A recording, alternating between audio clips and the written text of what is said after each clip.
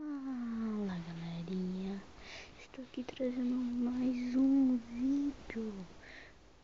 Hoje eu vou ensinar vocês como baixar um aplicativo fantasmas em suas fotos. Então é fácil, vai vir na Play Store, já digitei aqui, ó, dá pra atualizar ele, tem uma nova atualização. Então vou entrar aqui, galera.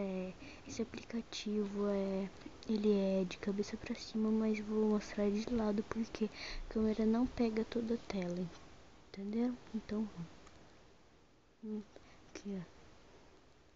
Na verdade o início é esse aqui, você aperta em Start, agora aqui câmera ou Ghost in Real Photos, você clica nesse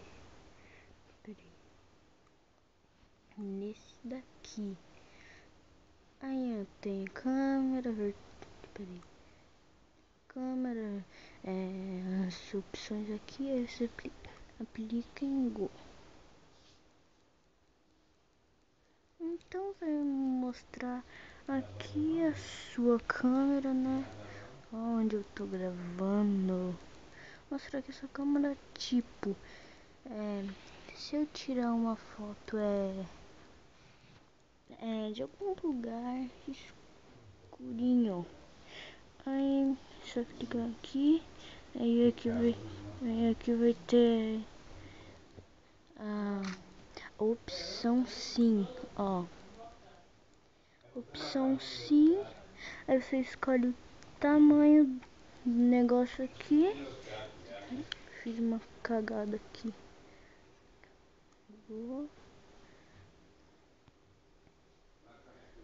Aqui, pronto.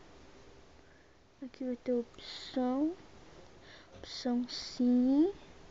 Agora eu vou lá, aumento, salvo o negócio. Agora mostro de lá. Agora isso aqui você escolhe o fantasma. Não é muito assombrado, mas aqui você coloca aqui. Aqui é o brilho para parecer mais real. Parecer mais real. Então, nosso vídeo vai ficando por aqui. Espero que vocês tenham gostado. Se gostaram, compartilhe aí, tá bom? Tchau.